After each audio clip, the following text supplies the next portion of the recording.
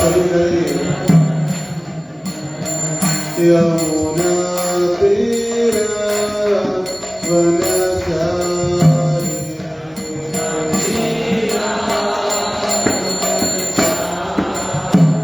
यमुना तीरा वनचारी,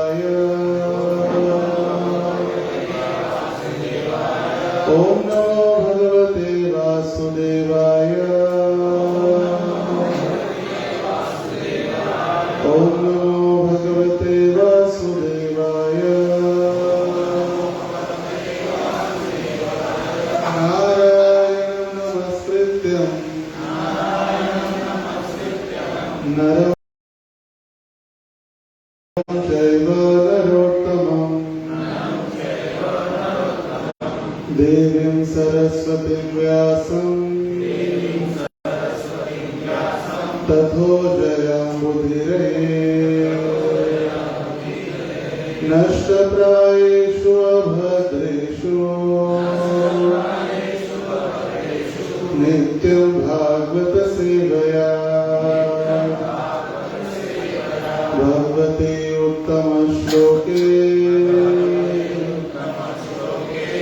भक्ति भवति नैष्ठिक्यम् कृष्णाय वासुदेवाय देवकी नंदनाय च नंदगोपः कुमाराय गोविंदाय नमो नमः। हरे कृष्ण।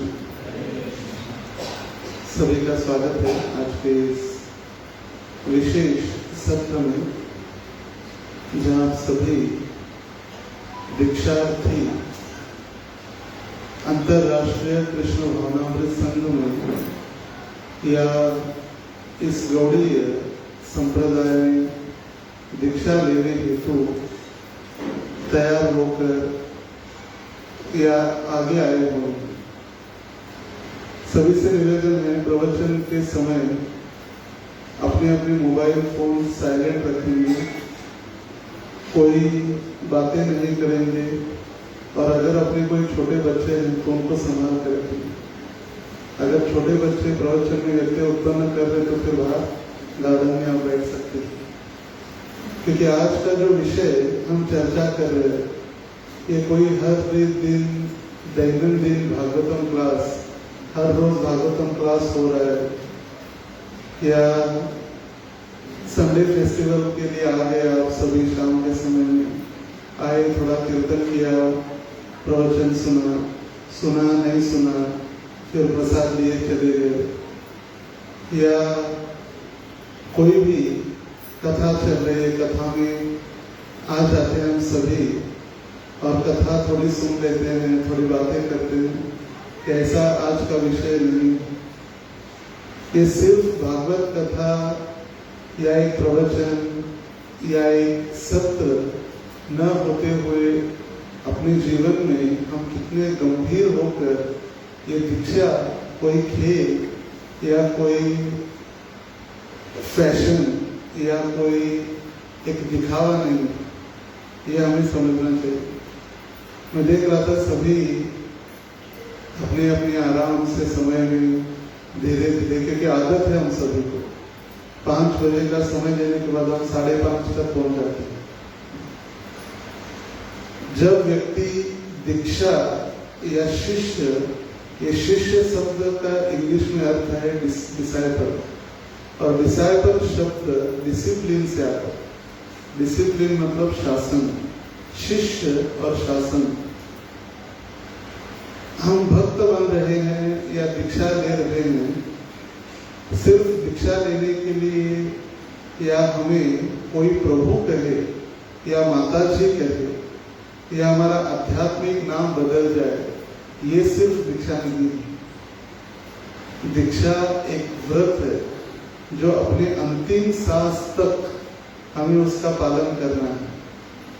जैसे जब देवव्रत या भीष्म पितामह ने व्रत लिया, मैं आजीवन ब्रह्मचर्य का पालन करूंगा, और ये भी इसी प्रकार का एक व्रत है। अपने अंतिम सांस तक हमें अंतरराष्ट्रीय कृष्ण भावनामृत संघ श्रील प्रभुपाद अपने गुरु परंपरा के आदेश के अनुसार चलने के लिए, और दीक्षा हम यहाँ पर है। आशा है कि आप सभी भक्ति वृक्ष है या काउंसलिंग सिस्टम है या वैष्णव सदाचार का पालन या वैष्णव सदाचार का अध्ययन किए हुए, और इसीलिए आपका नाम दीक्षा के लिए रिकमेंडेशन या दीक्षा के लिए दिया गया है। जब तक ये पूर्ण विश्वास नहीं है हमें कि हम जिस व्यक्ति से दीक्षा ग्रहण कर रहे हैं, आध्यात्मिक दीक्षा के लिए आगे आए हैं, और वो व्यक्ति हमें कृष्ण लोक या भगवत धाम वापस लेकर जाने के लिए सक्षम है, तब तक ये दीक्षा सिर्फ फैशन ही रह जाती है। वैष्णव बनना बहुत आसान है। 500 रुपए में वैष्णव बना जा सकता है। 200 रुपए की धोती, 200 रुपए का कुर्ता, 30 रुपए की कंठी माला, 20 रुपए का तिलक, और एक माला 20 रुपए की और झोली 30 रुपए। 500 रुपए में वैष्णव बनना बहुत आसान है। मगर ये वैष्णवता या एक भक्त बनना, उसको समझ के साथ, जैसे हमारे लोग संसार दावा नहीं लोग का गाते तो है, मगर वो समझ के साथ गाना और सिर्फ ऐसे टेप रिकॉर्डर जैसे गाना, इसमें बहुत अंतर है। और इसीलिए वैष्णव बनना कोई खेल नहीं। भक्तिविनोद ठाकुर कहे, माथेर तिलक गलेर माला देखोर भाई कलीर चेला। माथेर तिलक सुंदर तिलक है, या वैष्णव के कपड़े हैं। माथेर तिलक गलेर माला, गले में माला भी पहना, देखोर भाई कलीर चेला, ये तो कली का चेला भी हो सकता है। जैसे हम देखते हैं एक प्रकार के वो वैष्णव हो गए, या कोई वैष्णव है जो सिर्फ गुरु भक्ति जागृत होने के बाद आते हैं। जब गुरु महाराज मंदिर में आते हैं तभी दिखते हैं, गुरु अपने प्रचार प्रसार के लिए चले जाते हैं, वो शिष्य भी गायब हो जाते हैं। ये सिर्फ गुरु भक्ति दिखाने वाले शिष्य। एक है फेस्टिवल डिवोटीज, ये सिर्फ उत्सव में दिखाई देंगे और उत्सव में ऐसे भाव प्रकट करेंगे कि कपड़े, उनके वस्त्र और उनकी सेवाएं देखकर ऐसे रहेगा सारी उत्सव की जिम्मेदारी इसके ऊपर ही है। ये फेस्टिवल टू फेस्टिवल, जैसे हमने प्रार्थना गाई, नित्यम भागवत सेवया, हर रोज भागवत सुनना या भागवत की सेवा करना नित्य भागवत है। जैसे लोगों को पूछे, आप आते हैं क्या मंदिर? हाँ, नित्यम रेगुलर आते हैं। कब? जन्माष्टमी टू जन्माष्टमी, साल में एक बार। वो भी एक प्रकार का नित्यम हो गया, जन्माष्टमी से लेकर जन्माष्टमी तक। तो यहाँ पर ये दीक्षा का अर्थ ही है इनिशिएशन, या इनिशिएशन मतलब शुरुआत। भक्तों में भ्रांत धारणा है कि हमने दीक्षा ले ली मतलब सब कुछ समाप्त, अभी हम भगवान बन गए बस, या हम गोलोक धाम पहुंचने के लिए हमें लेटर मिल गया, हम गोलोक धाम पहुंच ही गए प्राय। मगर दीक्षा लेना इसका अर्थ है हम गोलोक धाम पहुंचे नहीं, हम गोलोक धाम जाने की तैयारी की शुरुआत है। इनिशिएशन, जैसे मराठी में कहते हैं श्री गणेशा, या शुरुआत, इनिशिएशन द बिगिनिंग, सिर्फ शुरुआत है। ब्रह्मांड भ्रमिते कोनो भाग्यवान जीव, गुरु कृष्ण प्रसादे पाए भक्ति लता बीज। गुरु और कृष्ण की कृपा से उसके हृदय में भक्ति की बीज प्राप्त होती है। तो उस बीज प्राप्त होने के बाद धीरे धीरे धीरे धीरे हृदय से वो भक्ति लता जो प्रारंभ होती है, तो उसको चैतन्य महाप्रभु कहे हमें एक मालाकार बनना चाहिए, गार्डनर। गार्डनर मतलब खेती में जाके नहीं, खेती करने वाला गार्डन नहीं। यहाँ पर अपने हृदय के अंदर जो भक्ति की बीज प्राप्त हुई है, उसको श्रवण और कीर्तन के द्वारा सिंचन करना। उसको पानी या खाद जिसको कहते हैं, क्या है? श्रवण और कीर्तन। श्रवण मतलब किसका? भागवत का श्रवण, भगवत गीता श्रवण, कथा श्रवण। और वो भी महत्वपूर्ण है, किससे श्रवण कर रहे। ऐसे नहीं कि हर रोज हम आस्था, संस्कार चैनल और अलग अलग आध्यात्मिक चैनल चलते रहते दिन भर, तो भक्तों को लगता है हम ये भी कथा सुन रहे हैं, ये भी कितनी अच्छी बात है, कितनी मधुर संगीत में कथा बताई जा रही है। मगर श्री प्रभुपाद जी कहा करते थे, कौन कथा वर्णन कर रहा है या कौन कथा बता रहा है, ये भी सबसे महत्वपूर्ण है। जैसे दूध पूरी तरह से शुद्ध है, गाय का दूध, मगर गाय के दूध को यदि एक सांप स्पर्श भी करके चला जाता है, वो दूध भी क्या हो जाता है? जहर बन जाता है। दिखने में तो दूध है, मगर वो जहर के रूप में रूपांतरित हो गया है सर्प के स्पर्श के कारण। और इसीलिए हम कहाँ क्या सुन रहे हैं, ये भी बहुत महत्वपूर्ण है। श्रील प्रभुपाद जी एक बार मायापुर में प्रवचन कर रहे थे, और प्रवचन के समय में दो भक्त उठकर दर्शन के लिए जा रहे थे, दर्शन करने हेतु। और तुरंत प्रभुपाद मायापुर में जो प्रवचन होते होते बंद कर दिया, विषय भागवत का चल रहा था, और भागवत प्रवचन बंद करके श्रील प्रभुपाद कहने लगे, कहाँ जा रहे? यदि आप अपने आध्यात्मिक गुरु से श्रवण नहीं करेंगे तब आपकी भक्ति में प्रगति कैसे होगी?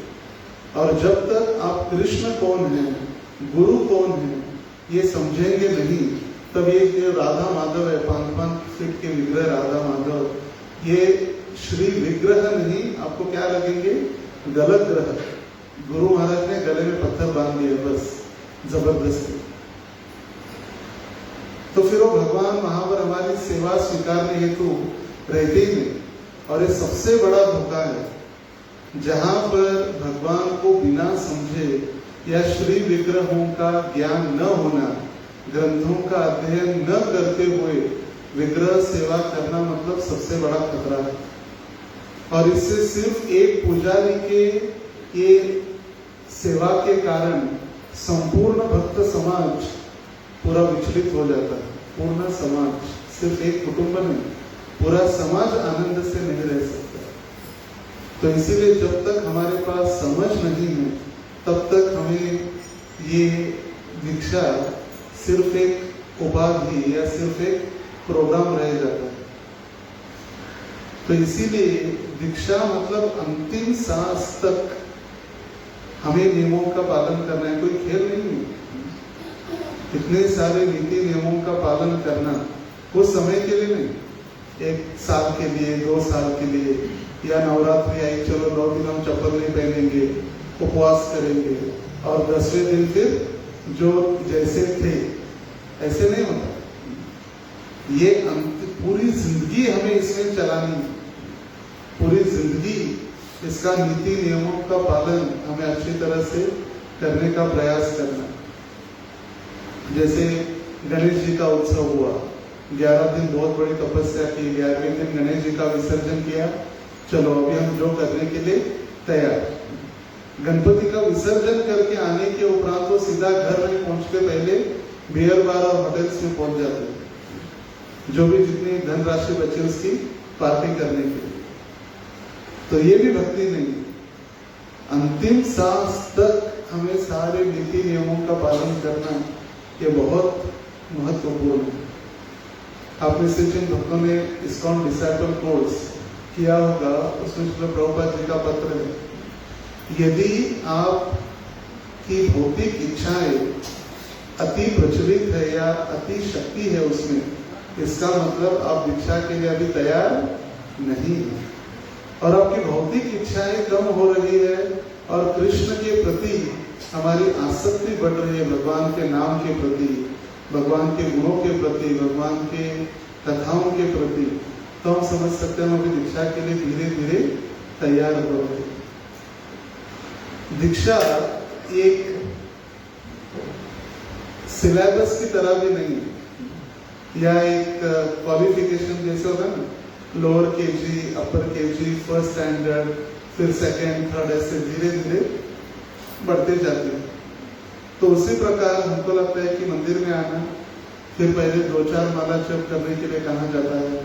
आप बाकी का जप भी करो, फिर क्या करो, हरे कृष्ण का जप भी करो।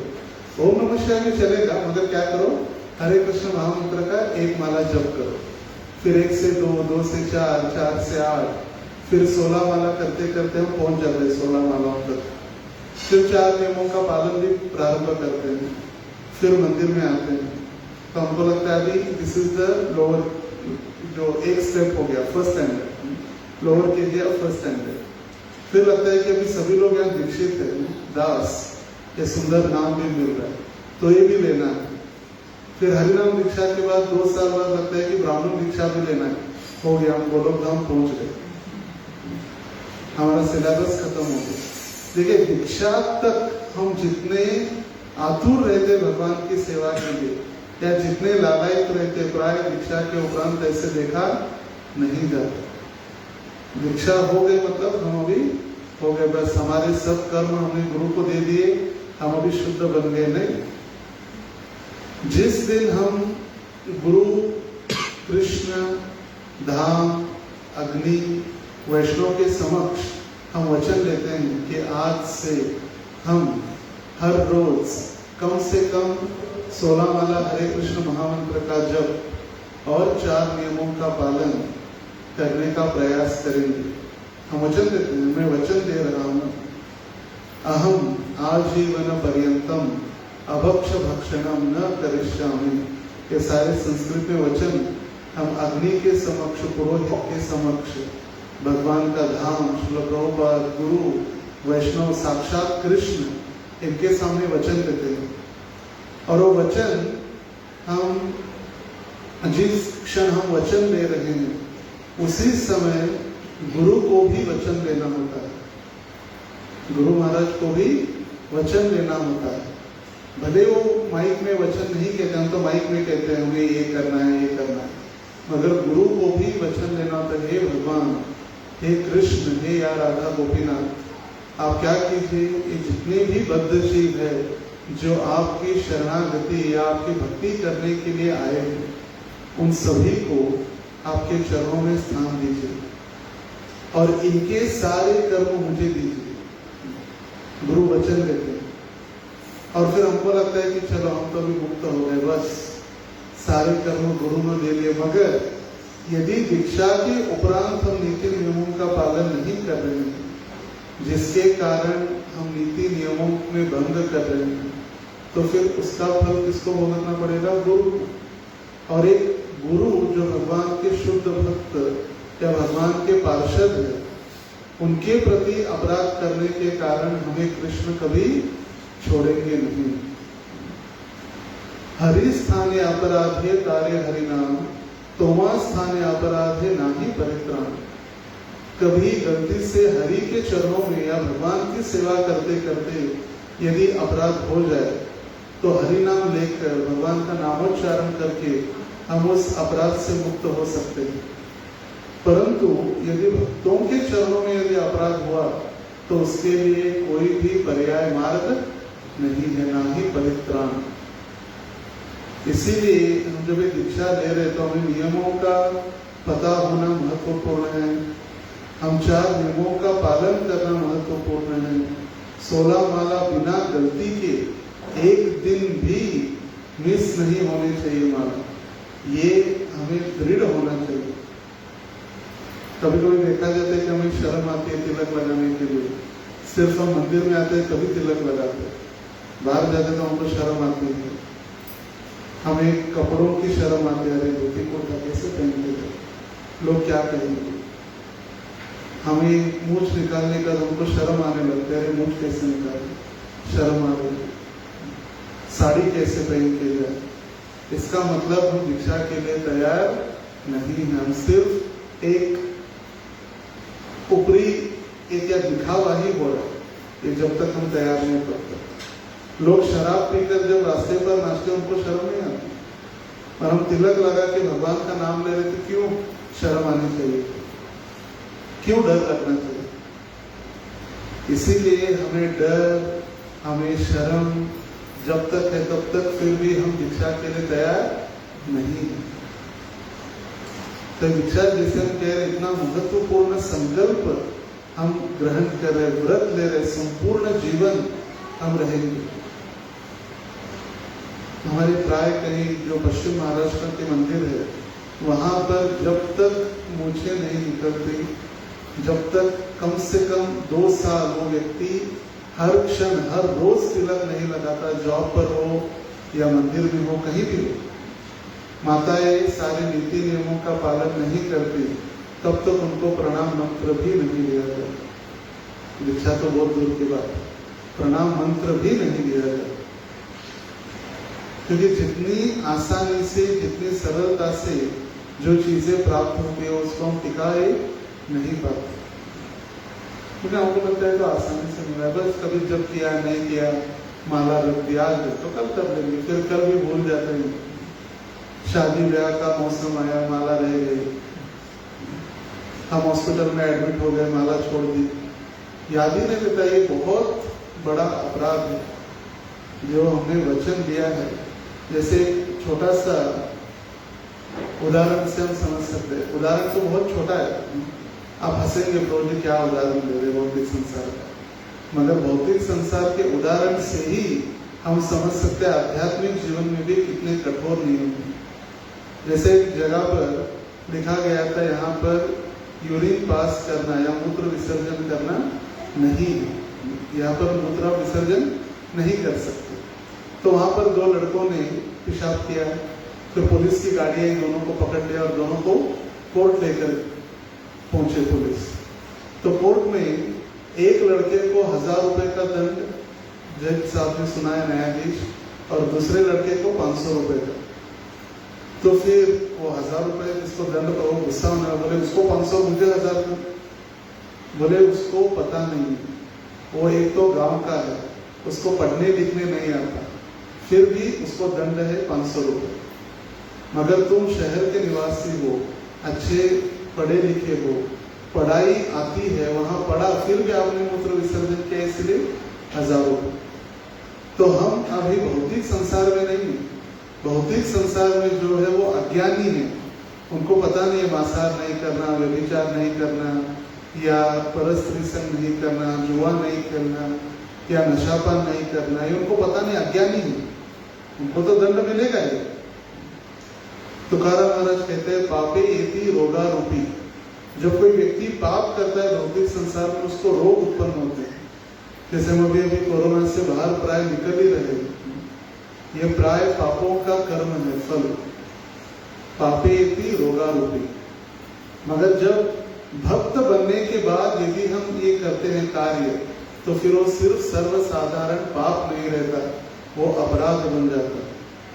और ये अपराध श्रीमती राधा रानी से हमें दूर लेकर चला जाता है। अपराध, अप मतलब दूर, राध मतलब राधा रानी से। उपवास, उप मतलब नजदीक, वास मतलब रहना। उपवास मतलब सिर्फ साबुदाना और खिचड़ी खाना, वो नहीं।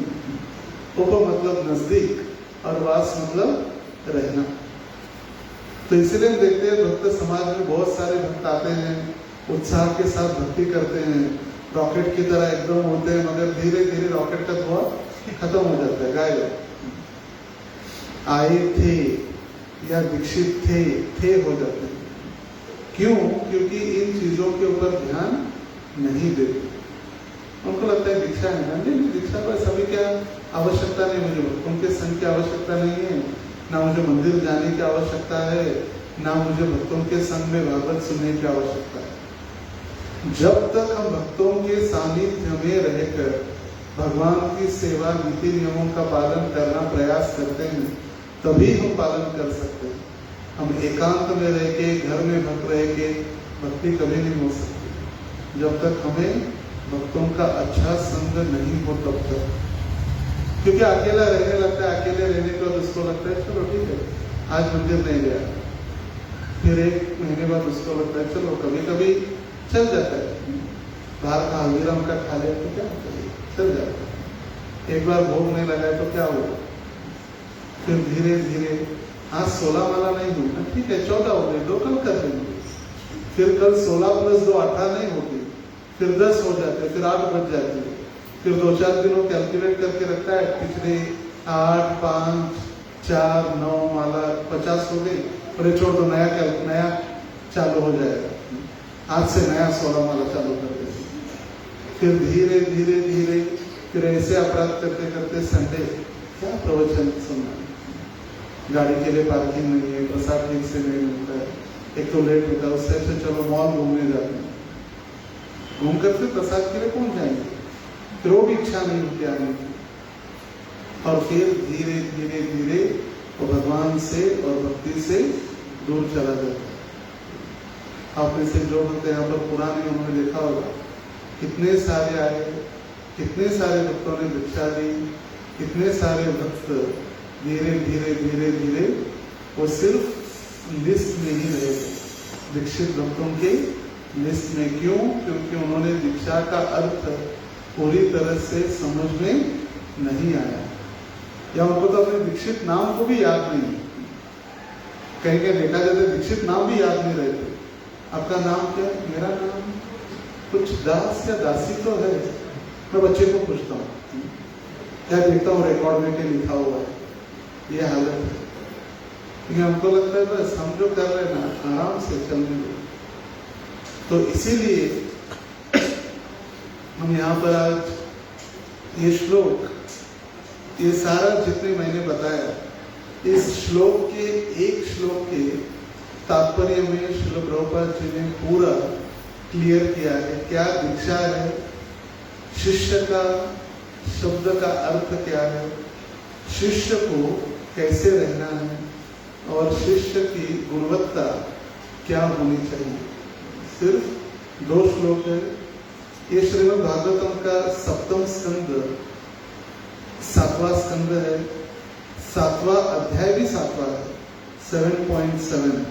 अध्याय का शीर्षक है प्रहलाद ने गर्भ में क्या सीखा।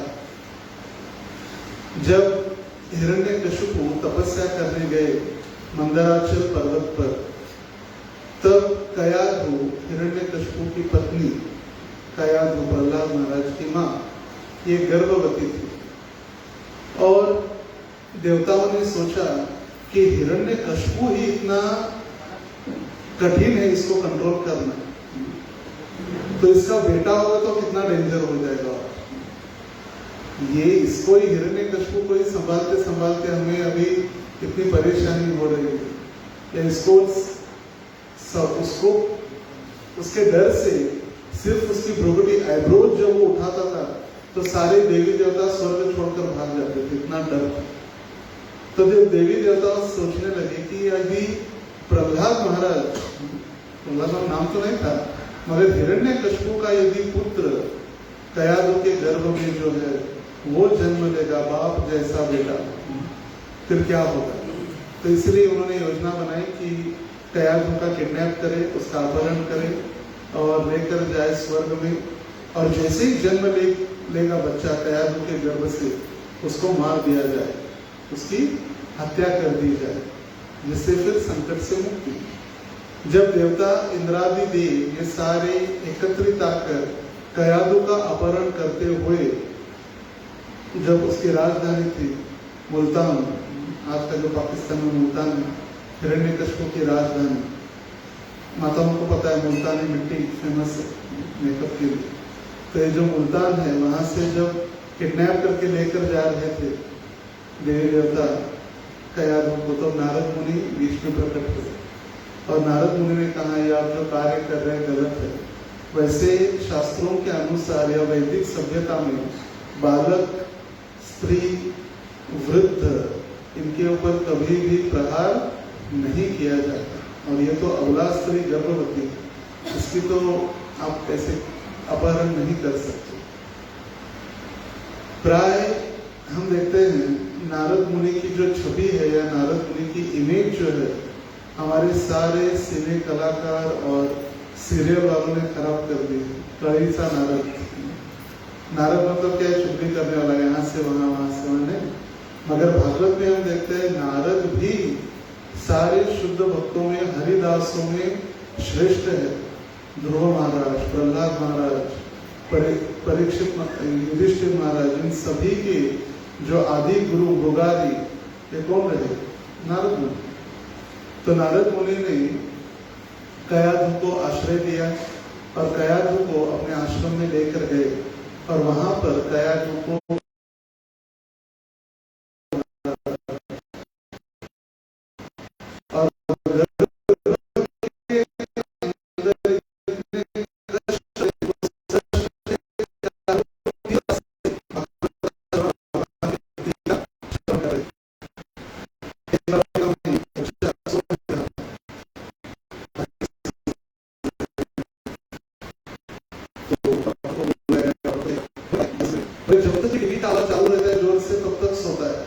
और जैसे हम टीवी बंद करते थे जग जाता है, जोर जोर से चिल्लाने लगता है, क्या करना चाहिए।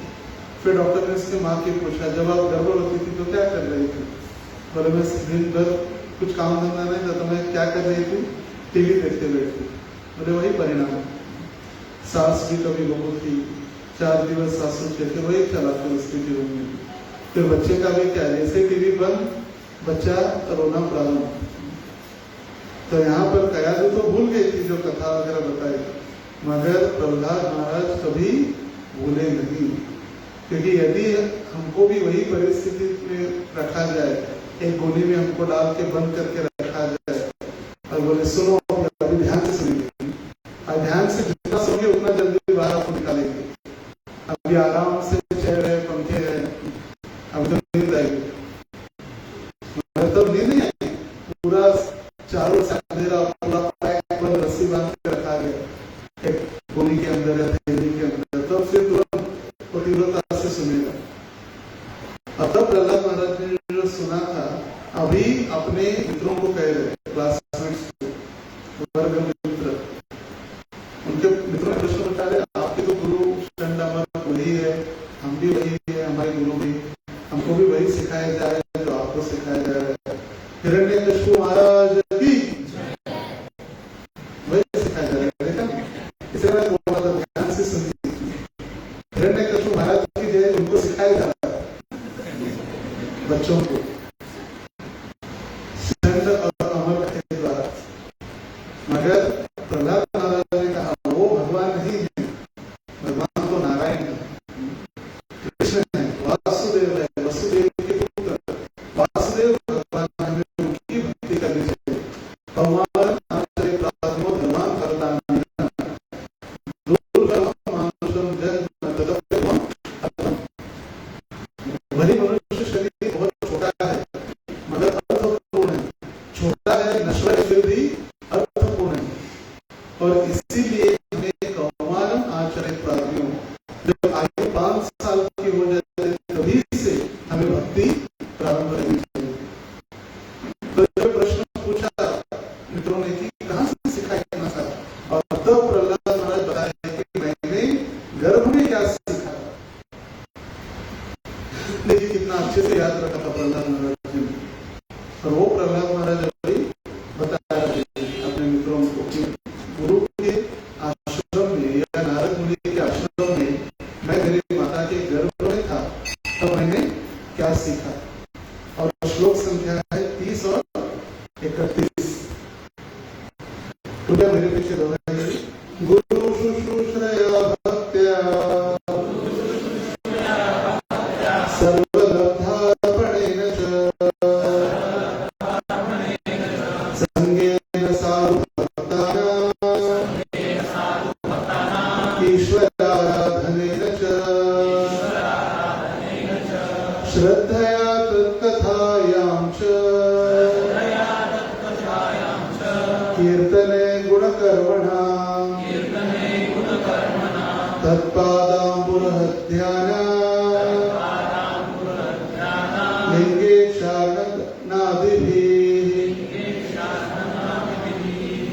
अनुवाद और तात्पर्य कृष्ण कृपा मूर्ति एसी भक्ति वेदांत स्वामी श्रील प्रभुपाद जी के द्वारा।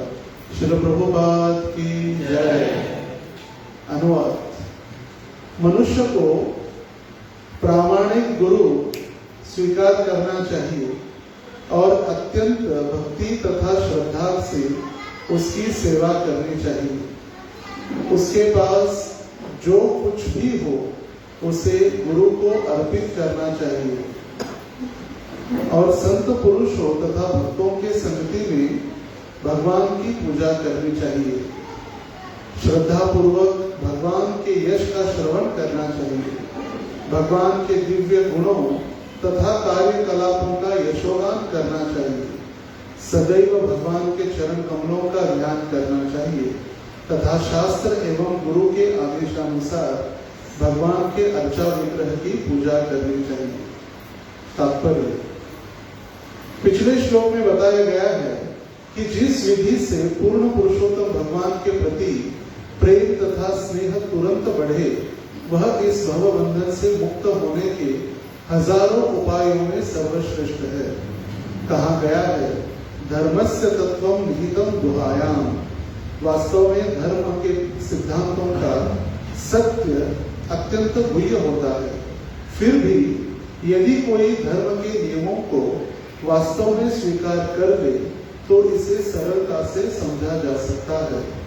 जैसा कि कहा गया है, धर्मम तो साक्षात भगवत प्रणीतम। धर्म की विधि परमेश्वर द्वारा प्रतिपादित है क्योंकि वे परम सत्ता है। पिछले श्लोक में इसे भगवतोदितः शब्द द्वारा सूचित किया गया है।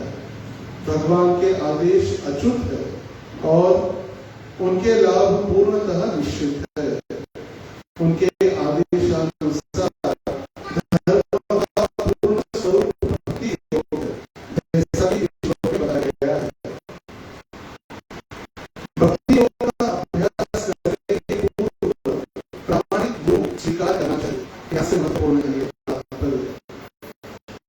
जो दीक्षार्थी है उनके लिए भक्ति योग का अभ्यास करेंगे गुरु, मतलब जब हमारी भक्ति प्रारंभ ही हो रही है तभी हमें प्रामाणिक स्वीकार करना चाहिए। प्रामाणिक फैमिली डॉक्टर फैमिली गुरु ने बातें बहुत समय से लंबे समय से बताया है, ये फोटो ये है, ये हमारे चाचा जी, हमारे मामा, हमारे मौसी, हमारे बुआ, कौन है हमारे फैमिली गुरु है।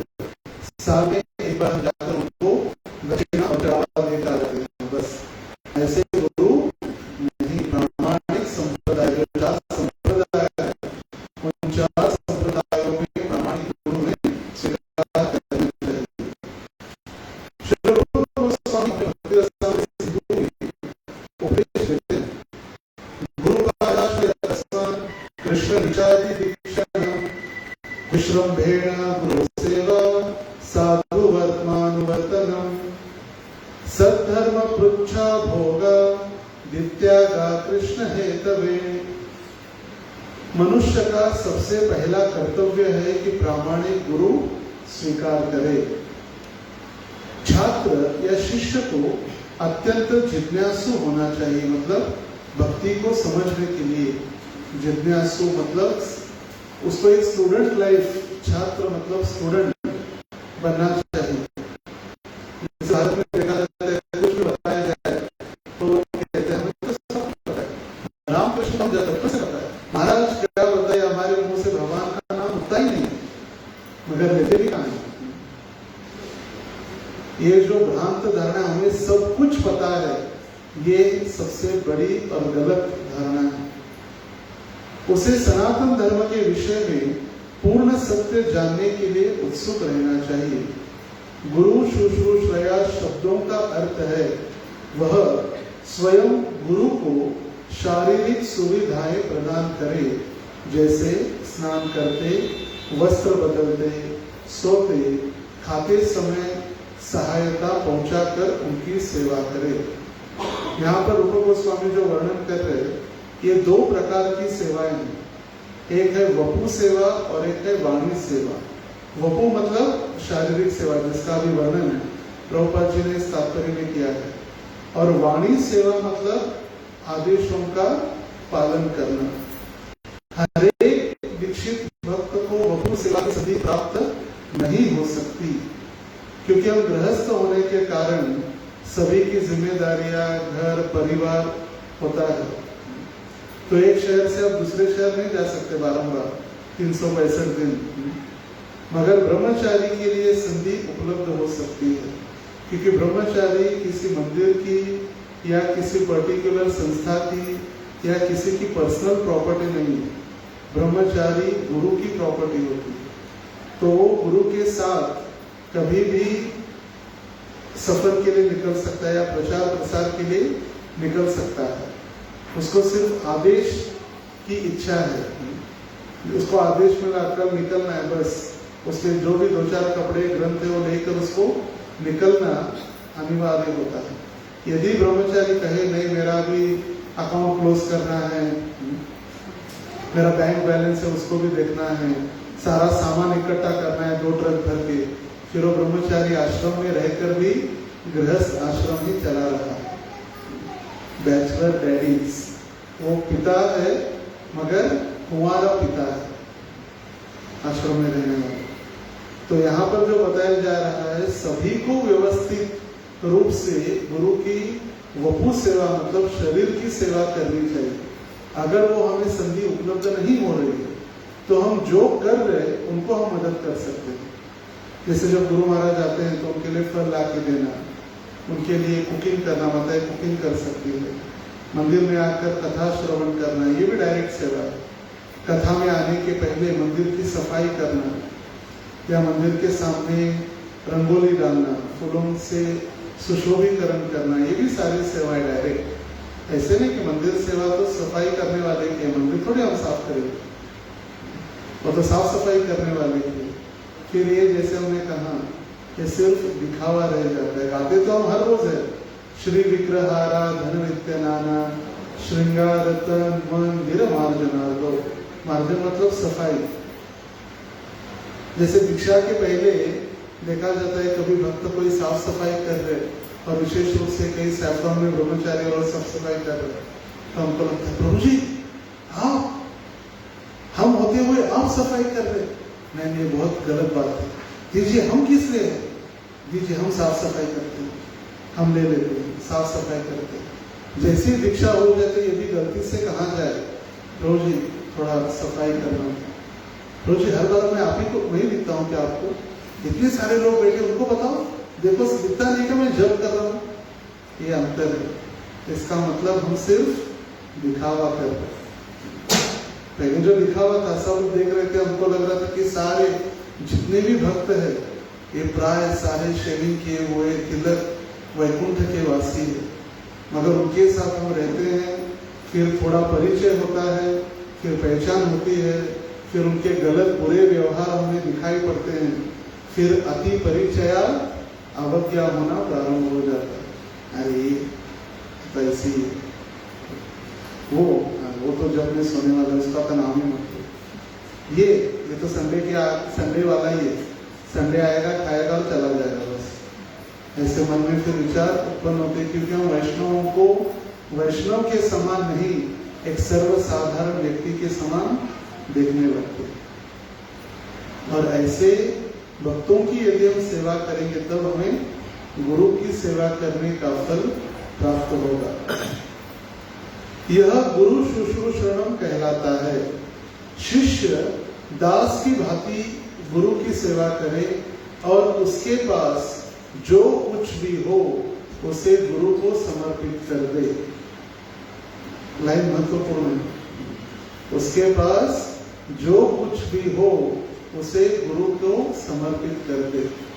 1 लाख रुपए है हमारे पास, चलो अभी आगे गए, क्या करते हैं, आना तो नहीं चाहिए, तो मगर आ गए, एक दिन बुलाया मेहमान, ले लो 100 रुपए ले लो, बस। कहीं कहीं स्थानों पर हम जाते हैं प्रचार के लिए, बड़े बड़े बिजनेसमैन व्यापारी लोग, उनके पास बात करने के लिए समय नहीं होता। जैसे देखते हैं अरे साधु लोग पैसे वाले पैसे मांगने के लिए आए होंगे, सेक्रेटरी 500 रुपए तो भेजे इनको, बस बात करने के लिए फुर्सत नहीं। मगर दीक्षा काले शिष्य करे आत्मसमर्पण, दीक्षा के दिन यदि हम आत्मसमर्पण कर रहे, सही काले कृष्ण करे आत्मसम, और फिर आत्मसमर्पण करने के बाद कृष्ण हमें नजदीक लेंगे। ऐसे नहीं दीक्षा की माला दे दी, नाम दे दिया तो मेरी दीक्षा हो गई, नहीं, वो तो सिर्फ एक विधि हो गई। विधि तो हो गई, यज्ञ कुंड के बाजू में बैठे, शेविंग किया, माला लिया, तो हो गया। मगर जब तक हम पूरी तरह से शरणागत नहीं होते तब तक वो रियल दीक्षा नहीं होती।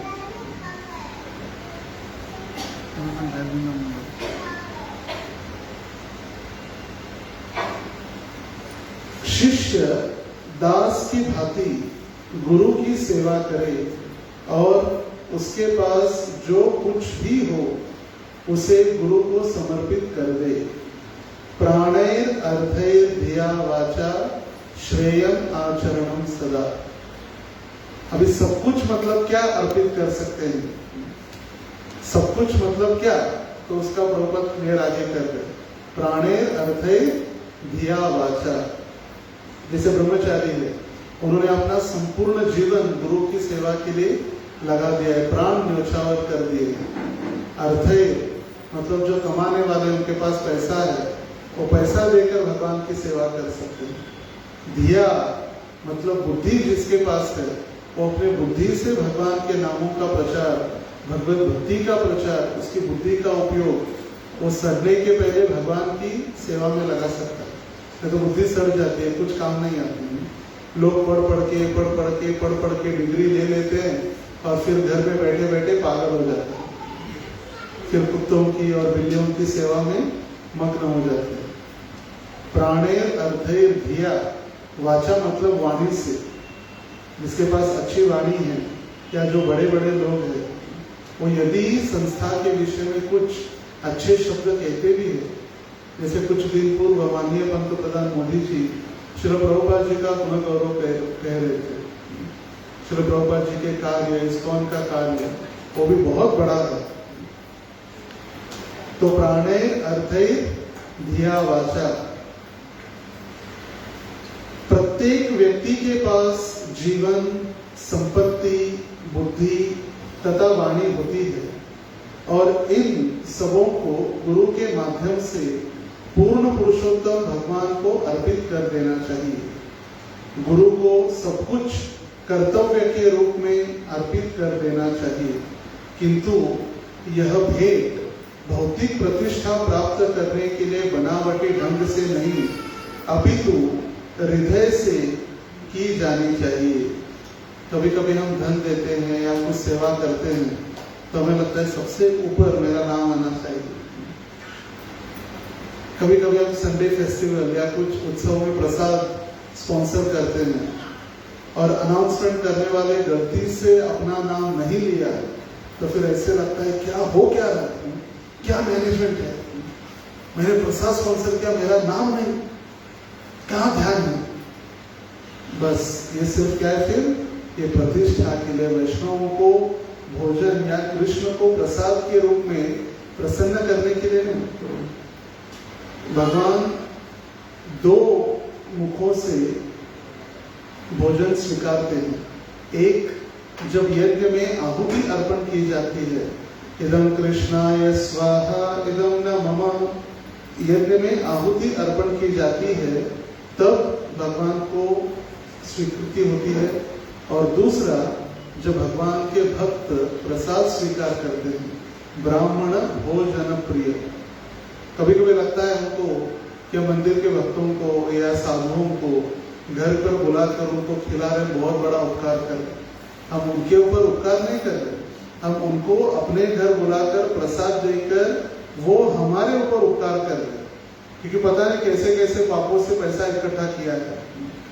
और जब वो भगवान को और वैष्णव को सेवा में लगाते हैं तो वो शुद्ध होता है। तो इसीलिए कोई मान और प्रतिष्ठा की भावना नहीं होनी चाहिए। जैसे भक्ति विनोद ठाकुर जो हमारे गुरु शिष्य परंपरा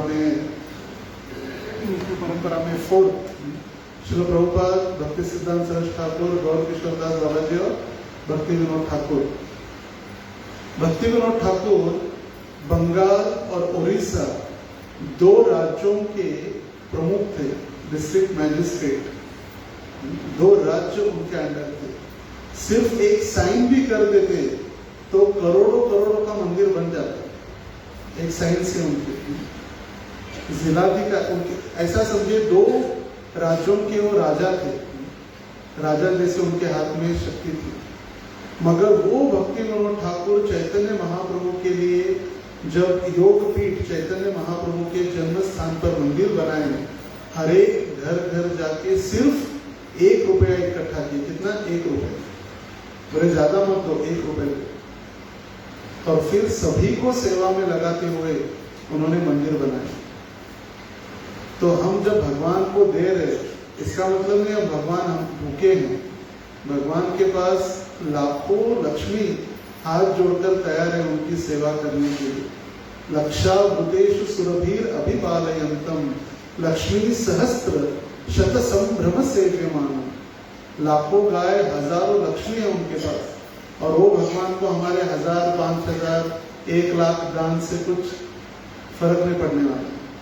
भगवान ये देख रहे कि हम कितने तैयार हैं उनको देने के लिए, उनकी सेवा के लिए, उनके प्रचार के लिए, उनके भक्तों की सेवा के लिए। भगवान इतने कृपालु है कि गोलोक धाम छोड़कर वो आए, हर एक शहर में, नागपुर में भी आए और आकर खड़े होकर कहने लगे जैसी आपको सेवा करनी है करो। कभी कंप्लेंट करते माताएं लोग, कभी कभी शक्कर के बजाय नमक ही डाल देते स्वीट राइस में, फिर खाने के बाद पता चलता है भगवान ने कभी कंप्लेंट किया नहीं, कभी कंप्लेंट नहीं करते। जो खिला रहे, जो पहना रहे, जो भी सेवा तैयार होकर आए हैं सेवा स्वीकारने के लिए, तो अभी हमारी जिम्मेदारी है कि हम उनकी कैसी सेवा करें। सिर्फ साधारण वीआईपी जब कोई आते हैं, राजनेता वगैरह, तो ऐसी तैयारी, रोड क्लीनिंग, पेंटिंग, पूरा शहर पूरा बदल जाता है। हमारा भगवान के पास आ रहे तो हम खाली हाथ आ जाते हैं। नियम है, जो व्यक्ति धन कमाता है वो भगवान, गुरु, कृष्ण या वैष्णव के पास जब आए, कम से कम हाथ में एक मुट्ठी चावल तो लेकर आना चाहिए। कम से कम एक मुट्ठी चावल हो, फल हो या 2 पुष्प हो, ये हमारी जिम्मेदारी है। और वो भी बिना कोई प्रतिष्ठा के, दिखावे के लिए नहीं। देखो मैंने 2 किलो बासमती चावल ला दिए, गोपीनाथ जी ऐश करो, 2 किलो चावल नहीं, इस भगवान को कुछ कमी है ही नहीं। 2 किलो चावल के भगवान भूखे है ही नहीं। और इसीलिए प्रभुपाद जी कह रहे, गुरु को सब कुछ कर्तव्य के रूप में अर्पित कर देना चाहिए, किंतु यह भेंट भौतिक प्रतिष्ठा प्राप्त करने के लिए नहीं, बनावटी ढंग से नहीं, अपितु हृदय से की जानी चाहिए। यह भेंट अर्पण कहलाती है। इसके साथ ही शिष्टाचार सीखने तथा भक्ति का समुचित आचरण करने के लिए उसे भक्तों तथा संत पुरुषों के साथ रहना चाहिए। अभी दीक्षा हो गई, गुरु की सेवा प्राप्त हो गई, अभी मैं मुक्त हो गया, नहीं, उसे सीखने के लिए सदैव भक्तों के साथ और साधु पुरुषों के सानिध्य में रहना चाहिए। चैतन्य चरितामृत जब कृष्णदास कविराज गोस्वामी लिखे, वो तो एक लिख नहीं रहे थे, फिर भी वैष्णव संप्रदाय ने उनको आदेश समझकर वो लिखना प्रारंभ किए। और उस समय जब वो लिखना प्रारंभ किए तो उन्हें सबसे पहला अध्याय था चैतन्य चरितामृत आदि लीला, फर्स्ट वॉल्यूम, पहला अध्याय, गुरु वर्ग। अध्याय का नाम ही है गुरु वर्ग। और वो प्रार्थना करते हैं, मेरे अनगिनत शिक्षा गुरुओं को मैं सबसे पहले प्रणाम करता हूँ, जिन्होंने मुझे भक्ति में आगे बढ़ाने के लिए क्षण क्षण मार्गदर्शन किया या प्रशिक्षित किया। हमको लगता है गुरु मतलब सिर्फ दीक्षा गुरु, दीक्षा गुरु आएंगे तभी हम आएंगे, नहीं आएंगे तो हम ही नहीं आएंगे। गुरु महाराज आए हैं क्या, ये बताना पड़ता है। कभी कभी ये भी बताने की बात भी नहीं है, तो दुर्भाग्य है। गुरु महाराज आते हैं 5 बजे, शिष्य आते हैं 6:30 बजे। गुरु महाराज आने के बाद भी श्री राधा गोपीनाथ की जय, श्री श्री गौर निताय की जय, निताय गौर प्रेमानंद। इस्कॉन में गुरु पादाश्रय आपको समझना होगा। गुरु पादाश्रय मतलब सिर्फ गीता गुरु नहीं, अभी दीक्षा गुरु और शिक्षा गुरु, इन तीनों को मिलाकर गुरु पादाश्रय। भारतीय संस्था कैसे होता है, एक गुरु एक संस्था। हमारे संस्था मल्टी गुरु से मतलब अनेक गुरु, और इन सारे गुरुओं को हमें मार्गदर्शक के रूप में स्वीकार करते हुए श्रील प्रभुपाद जी का जो सर्वोच्च स्थान है, इस्कॉन में अनेक गुरु आएंगे चले जाएंगे, मगर श्रील प्रभुपाद जी का स्थान कोई भी कम या ज्यादा नहीं कर सकता। कि डिसाइपल कोर्स करने के पीछे सबसे महत्वपूर्ण कारण यही था। एक 19 साल जिसने कृष्ण भावनामृत में बिताए दीक्षित भक्त, उसको पूछा गया, आप प्रभुपाद जी की व्यास पूजा में आए हैं? उसने कहा, प्रभुपाद जी मेरे थोड़ी गुरु है, प्रभुपाद जी मेरे थोड़ी गुरु है जो उनके व्यास पूजा में। देखिए 19 वर्ष बिताने के बाद भी वो व्यक्ति या भक्त समझ नहीं पाया कि प्रभुपाद जी का क्या स्थान है। और इसीलिए इस्कॉन में श्रील प्रभुपाद शिक्षा गुरु और दीक्षा गुरु। शिक्षा गुरु क्यों महत्वपूर्ण है? क्योंकि जो दीक्षा गुरु हमें आदेश देते हैं, उस आदेश को किस प्रकार हम पालन कर सकते हैं, वो सीख हमें कौन देते हैं? शिक्षा गुरु। और यदि शिक्षा गुरु कुछ अलग सिखा रहे तो फिर वो शिक्षा गुरु नहीं है। दीक्षा गुरु ने जो आदेश बताया, 16 माला जप करो, 4 नियमों का पालन करो, राधा गोपीनाथ की सेवा करो, ये छोड़कर यदि वो कह रहे मेरे घर आओ, मेरे कपड़े धो के दो, मेरे बच्चों को स्कूल छोड़कर आओ, गैस सिलेंडर की टंकी खत्म होने के बाद तुम घर से लेकर आओ, मेरे बैंक में हर महीने 1,000 भरो, तो फिर वो शिक्षा गुरु नहीं, फिर वो भोगी या लालची गुरु हो सकता है। तो इसलिए प्रभुपाद जी कह रहे आगे बताएंगे कि ऐसे गुरु का हमें संग नहीं करना चाहिए।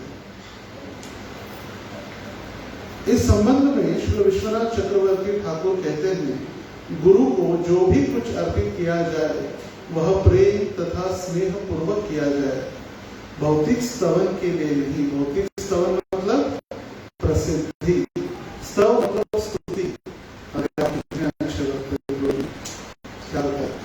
आप पुरुष नहीं, आप तो महापुरुष हो, आपने 5 लाख दिए प्रभु जी, क्या बात है, उसको बताया मैंने दी। मगर श्रील प्रभुपाद जी एक बार जॉर्ज हैरिसन को कहे, जॉर्ज हैरिसन ने लंदन में जो भक्ति वेदांत मैनर है वो अपना घर ही मंदिर के लिए दे दिया राधा गोकुलानंद के लिए। तो श्रील प्रभुपाद जी कहे कि आपने इस भौतिक जगत में, इस पृथ्वी पर कृष्ण को स्थान दिया उनको रहने के लिए, निश्चित रूप से आपके लिए गोलोक धाम में भगवान ने आपके लिए घर की व्यवस्था बना के रखी। और बताने की आवश्यकता नहीं, 16 माला जप किया, 64 माला किया, 128 किया, हमें करने के बाद प्रतिष्ठा प्राप्त करने के लिए यदि बताते हैं, उसी समय उसका फल क्षीण हो जाता है, नष्ट हो जाता है, समाप्त। इसीलिए स्तव मतलब स्तुति। स्तुति के लिए हमें कोई भी सेवा नहीं करनी चाहिए। मगर वैष्णव तो दयालु है, वो स्तुति करते हैं, अनाउंसमेंट होते हैं, धन्यवाद होता है, मगर वो हमें गुरु तक पहुंचाना चाहिए। हमारी कोई योग्यता न होते हुए भी हम ये सेवा करने का प्रयास करें, और गुरु के आशीर्वाद से ही ये हो पा रहा है। नहीं तो आज नवरात्रि के इस शाम के समय में हम भी दांडिया गरबा में पहुंच जाते। गुरु की कृपा ये, जिन्होंने हमें उठाकर वहां से लाके गोपीनाथ के चरणों में रखने का प्रयास किया है। इसी प्रकार यह भी संस्तुति की गई है कि मनुष्य भक्तों की संगति करे, किंतु उसे तनिक विवेक से काम लेना होगा। विवेक मतलब कॉमन सेंस, कॉमन सेंस का भी उपयोग करना है। वास्तव में साधु को अपने आचरण से संत सदृश जैसा होना चाहिए। साधव सदाचारा, जब तक वह आदर्श आचरण में दृढ़ नहीं रहता, साधु पद पूर्ण नहीं है। अतएव एक वैष्णव या साधु को आदर्श आचरण में दृढ़ और पूर्ण रहना चाहिए। जैसे एक बार एक गुरु और शिष्य जा रहे थे, गुरु घोड़े के ऊपर बैठकर जा रहे थे, शिष्य चल रहा था। तो गुरु जब बैठे थे और गुरु जी के पीछे घोड़े के ऊपर बर्तन या आचमन पात्र वगैरह सारा सामान इकट्ठा किया हुआ जो दक्षिणा थी होती, तो उसमें से कुछ बर्तन गिर गए और शिष्य भी जा रहा था, उसने देखा नहीं। फिर गुरु ने कहा, अरे मूर्ख देखो बर्तन गिर गए, उठाओ उसको, जो भी गिरता है उसको उठाना चाहिए। समझ में नहीं आता। तो फिर कुछ अंतर बाद वो घोड़ा विष्ठा त्याग करने लगा, तो शिष्य भी विष्ठा भी उठाने लगा, उसका सारा गोबर। मेरे गुरु ने कहा जो भी गिरता है उसको उठाना चाहिए। तो इसलिए प्रभुपाद जी यहाँ लिख रहे कॉमन सेंस, विवेक बुद्धि का उपयोग करना चाहिए। गुरु आदेश तो दिए जाके संकीर्तन करो, मगर हम कोरोना में स्थिति में जाकर पुलिस स्टेशन के सामने यदि करताल मृदंग व्यंजो पा के लेकर जाएंगे तो उसको कहा गया है कॉमन सेंस। लोगों ने मूर्ख है, पागल। कोरोना काल में पूरा लॉकडाउन में भाव प्रकट होके गुरु भक्ति जागरूक हो गई, संकीर्तन करने पहुंच गया नहीं। तो विवेक बुद्धि के साथ अपना जो कॉमन सेंस है उसका उपयोग करते हुए भक्तों की संगति करनी चाहिए। श्री विश्वनाथ चक्रवर्ती ठाकुर कहते हैं कि वैष्णव का सम्मान वैष्णव के योग्य होना चाहिए, जिसका अर्थ है उसकी सेवा की जानी चाहिए तथा स्तवन किया जाना चाहिए। किंतु यदि वह संगति के उपयुक्त व्यक्ति नहीं है तो उसकी संगति नहीं करनी चाहिए। यदि कभी कभी होता है भक्तों के बीच, ऐसे नहीं, मैं सिर्फ नागपुर के कह रहा हूँ, जनरल ऑब्जर्वेशन, संडे फेस्टिवल जब प्रारंभ होता है या कीर्तन से आरती प्रारंभ होती है तो हमारे वरिष्ठ या दीक्षित भक्तों को लगता है आरती तो नहीं लोगों के, हम पीछे बैठे थे या पीछे माला लेकर खड़े रहेंगे, जप करने का हम दिखावा करेंगे या बातें करते रहेंगे। माला भी हाथ में लेंगे, दिखाएंगे हम जब कर रहे हैं, मगर चर्चा करेंगे। अरे आप वो आए हैं, हाँ अच्छा, उसको भाग गया होगा बराबर, हरे कृष्णा हरे कृष्णा। वो नहीं आया, अरे पता नहीं क्या हो, कल पकड़ा गया, हरे राम हरे राम। बस हमको लगता है कि हम अभी वरिष्ठ बन गए, दीक्षित हो गए, तो हमें आरती, गौर आरती या कीर्तन में भाग लेने की आवश्यकता नहीं है। तो नए भक्तों के लिए फिर जब भागवत या कथा प्रारंभ होते तो बाहर जाके बैठना, कथा में श्रवण न करना, ये ऐसे लोग जिनकी संगति हमें नहीं करनी चाहिए। जैसे लोग जो कथाओं को छोड़कर वैष्णव अपराध या वैष्णव निंदा, गुरु निंदा या कृष्ण कथा में, इस्कॉन कथा, इस्कॉन में क्या हो रहा है, ऐसे होना चाहिए था, वैसे होना चाहिए, ये उसने ऐसा किया, बस इससे कुछ हमें लाभ होने वाला नहीं। उससे हमारी भक्ति पूरी तरह से सिर्फ नष्ट होगी, कम नहीं होगी, पूरी तरह से नष्ट होगी और जो लता जो धीरे धीरे बढ़ रही थी उसको पूरा काट दिया। तो ऐसे लोग जो साधु और संत के वेश में आकर वैष्णव निंदा, गुरु निंदा, भगवान की निंदा, मायावादी जिसको कहते हैं मायावादी, कृष्ण अपराधी, ऐसे लोगों से हमें सदैव सतर्क या सुरक्षित अंतर रखिए। Give respect to all but associate selectively. हमें सभी भक्तों को आदर सम्मान देना चाहिए। जैसे रूप गोस्वामी उपदेश अमृत के 5वें श्लोक में कहे, जब भक्तों का आदान प्रदान, प्रेम का आदान प्रदान वगैरह बताए, और उसके उपरांत रूप गोस्वामी बताए कि कैसे आदान प्रदान करना चाहिए। कृष्णे दियस्य गिरितम मनसा द्रियेत दीक्षास्ति चेत् प्रणतभीस्त भजन्तमीशं शुश्रूषया भजन विज्ञमनन्यमन्य निंदादिषु नरुधमीप्सित संगलभ्य। जिन भक्तों ने हरिनाम लेना प्रारंभ किया है, दीक्षित नहीं है मगर जब कर, ऐसे भक्तों को मैं हाथ जोड़कर हृदय से प्रणाम करना चाहिए।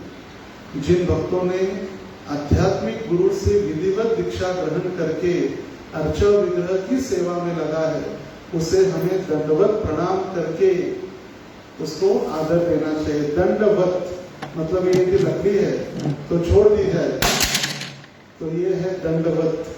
खड़े होकर नहीं होता कभी प्रणाम, दंडो प्रणाम करो मुझे, आजकल नया है। वांछा कल्प करो, वी मतलब क्या है, वांछा कल्प करो।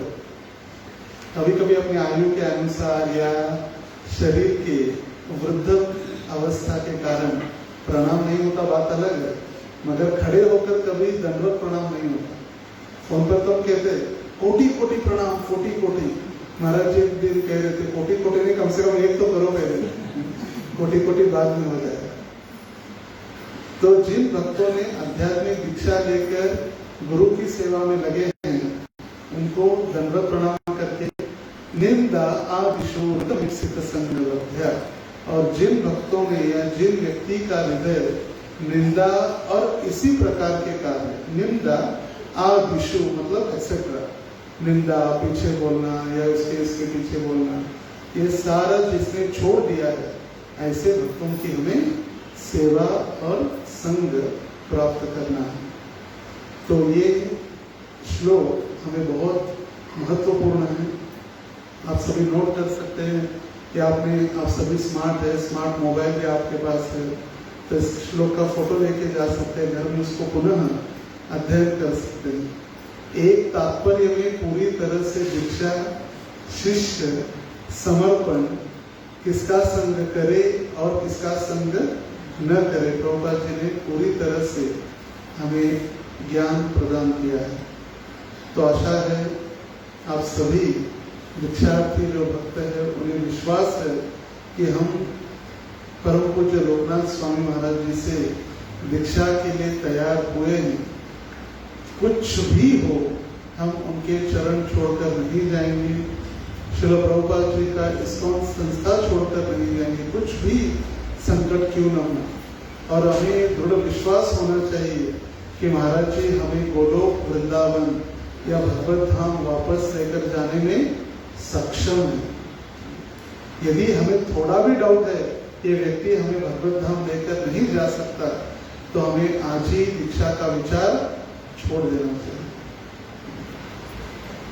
थोड़ा भी हमारे मन में कलमश है तो हमें दीक्षा का विचार छोड़ देना चाहिए। 100% किसी के कहने से, किसी के बोलने से, किसी के द्वारा सुनने से कभी भी हमारे प्रति जो गुरु की श्रद्धा है या विश्वास है उसमें कोई भी अंतर नहीं हो, ये हमें ध्यान देना चाहिए।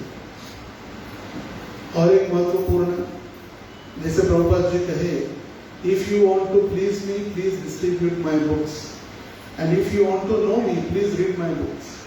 आपको यदि मुझे प्रसन्न करना है तो मेरे ग्रंथों का वितरण करो, और यदि मुझे जानना है, प्रभुपाद जी कहे मुझे जानना है तो क्या करो, मेरे ग्रंथों का अध्ययन करो। तो उसी प्रकार हर एक शिष्य का कर्तव्य है कि अपने गुरु के भाव को समझने के लिए उनके द्वारा लिखित ग्रंथों का अध्ययन करे, उनके द्वारा कहे गए कथाओं का श्रवण करे। जैसे एक होता है व्यक्ति और एक है व्यक्ति की प्रकृति। व्यक्ति मतलब उसका व्यक्तिमत्व, कान, नाक, आंख, उसका रंग, कपड़े इत्यादि, और प्रकृति मतलब उसने क्या कहा है, उसकी वाणी, उसके विचार। जब हम सुनेंगे, पढ़ेंगे तो उस व्यक्ति के प्रति हम अधिक जानकारी प्राप्त कर सकते हैं। सभी लोग ले रहे इसलिए हम भी दीक्षा ले रहे, फिर बाद में पता चला रहे ऐसा क्यों किया मैंने, उससे अच्छी तो वो गुरु है। ये भी विचार अगर मन में आता है, उसी दिन हम नरक के द्वार खोल देते हैं।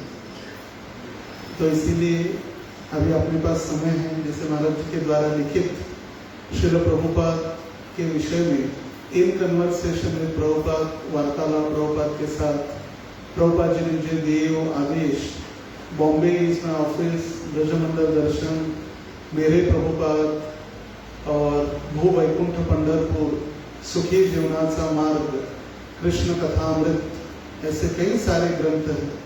आप वो ग्रंथ ले, पढ़े, जिससे आप जिस व्यक्ति को अपना जीवन पूरी तरह से समर्पित करना चाहते हैं, उनके प्रति अपने हृदय में दृढ़ विश्वास और दृढ़ श्रद्धा उत्पन्न हो।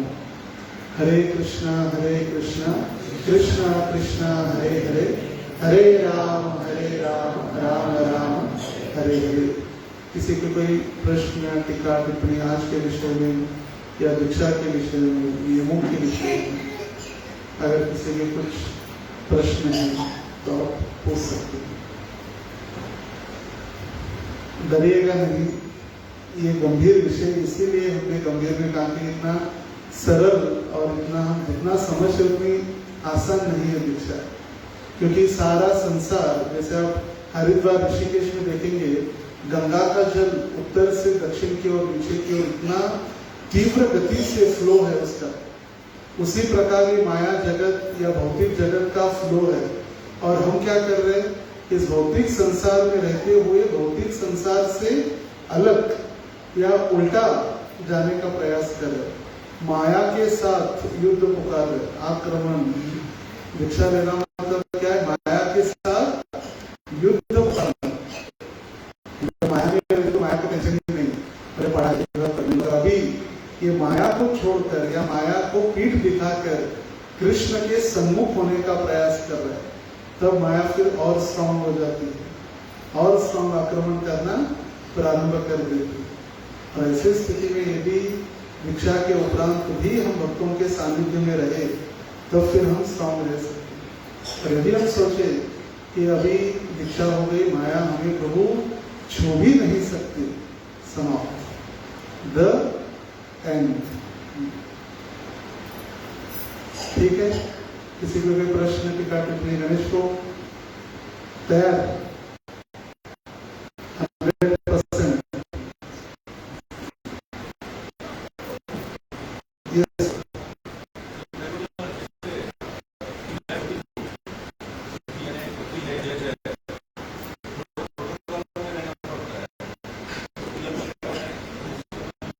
जैसे इस भौतिक जगत में हम रहते हैं तो नियमों का पालन करना अनिवार्य है। जैसे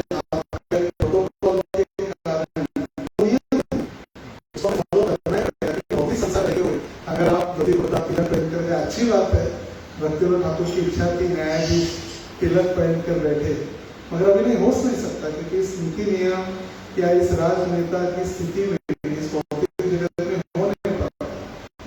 अगर फूलों की माला और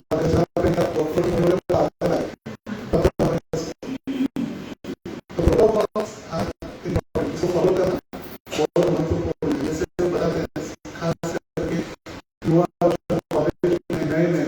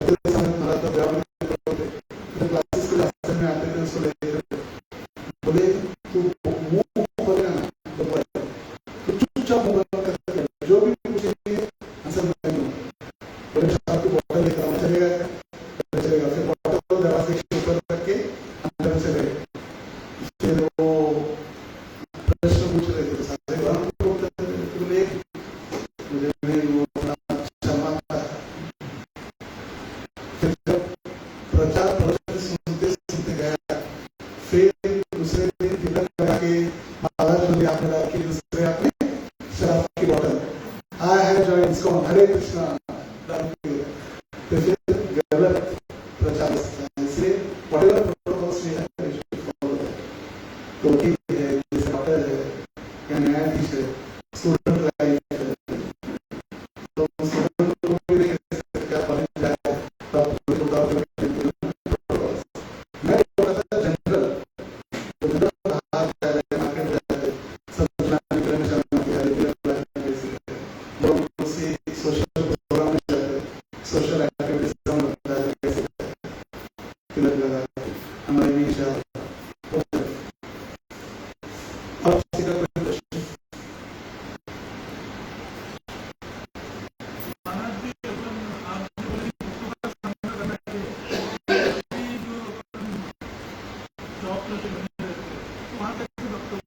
रोज का प्रश्न है हमें भक्तों का सम्मान करना चाहिए, अगर हम जो जॉब कर रहे हैं या व्यापारी है या घर में रहते हैं वो भक्तों का सम्मान कैसे करें? तो ये भ्रांत धारणा हमारी है। हम समझ रहे थे हमें गहरे वस्त्र धारण किए हैं या सन्यासी है या मंदिर में रहने वाले वही भक्त है, बाकी सब अभक्त है।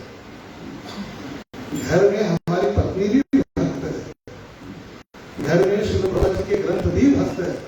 प्रभुपाद जी कहे मेरे ग्रंथों का अध्ययन करना मतलब you are directly associating with me, direct Prabhupada ji का संग हो।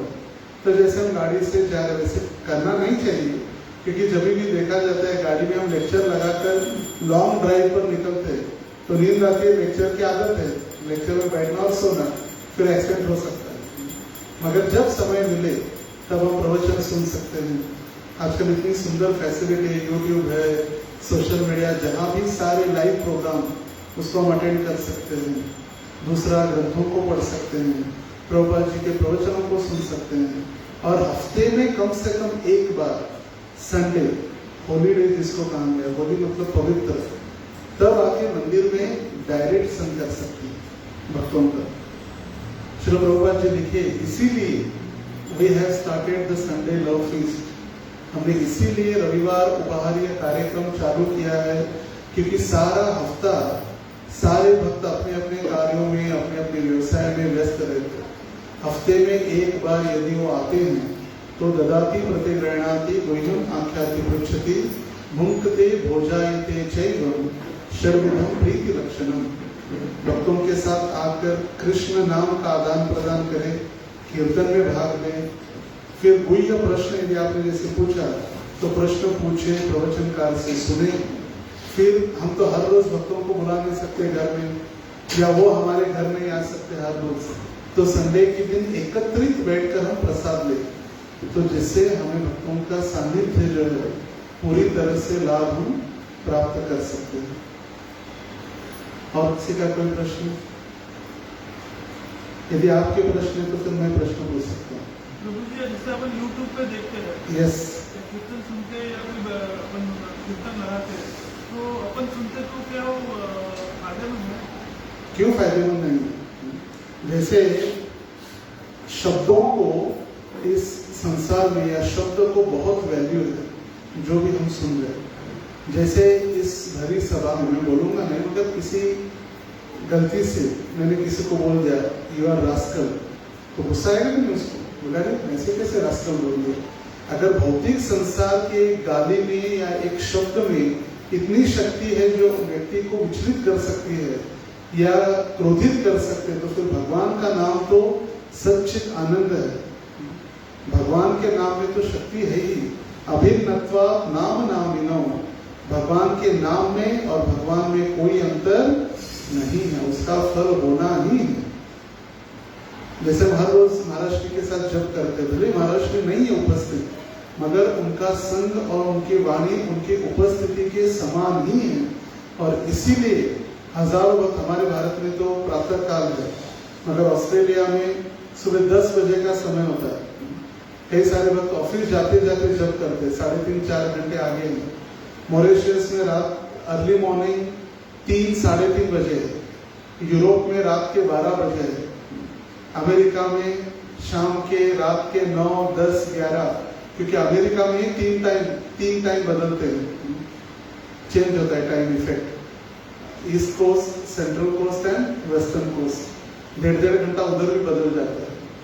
तो फिर भी वो भक्त जप कर रहे, क्यों? क्योंकि भगवान का नाम और भगवान अभिन्न है। उसका नामों की शक्ति जब कर्ण रंध्रेन, वो जब नाम हृदय के अंदर जाएगा तो उसका निश्चित फल प्राप्त होगा। और किसी की कोई प्रश्न? बोलिए बोलिए। एकांत, ओके, पर्सनल। सभी से निवेदन है, वैष्णव सदाचार नामक एक ग्रंथ है, वैष्णव सदाचार या वैष्णव एटिकेट, जिसको इंग्लिश में और हिंदी में, वो ऑनलाइन भी अवेलेबल है। ग्रंथ नहीं चाहिए तो ऑनलाइन भी अवेलेबल है। उसका PDF डाउनलोड करके आप सभी को सर्कुलेट किया जा सकता है।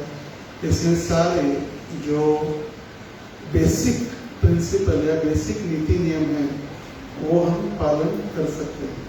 माताओं के साथ कैसे व्यवहार हो, बच्चों के साथ कैसे व्यवहार हो, गुरु के साथ कैसे व्यवहार हो, कैसे बैठे कैसे न बैठे, गुरु आने के बाद खड़े हो जाए, उनके पीछे पीछे चले, जब तक वो बोलने के लिए न कहे न बोले, अपना फ्री ज्ञान न झाड़े, ये सारे नियम बताए गए हैं इसमें। वैष्णव सदाचार, तो सभी से निवेदन है, अनुरोध है, वो वैष्णव सदाचार का ग्रंथ जरूर आप पढ़े। और सबसे महत्वपूर्ण, पढ़ने के बाद वैष्णव सदाचार का चश्मा लगाकर हमें दूसरों की गलती नहीं ढूंढनी। अरे वैष्णव सदाचार में तो ऐसे लिखा तो प्रणाम करना, ये तो गलत कर रहे हैं, सीधा प्रणाम कर। वैष्णव सदाचार हमारे पालन के लिए, दूसरों की गलती ढूंढने के लिए नहीं। तो ये सबसे महत्वपूर्ण। तो बहुत बहुत धन्यवाद। हरे कृष्णा कृष्णा कृष्णा हरे हरे, हरे राम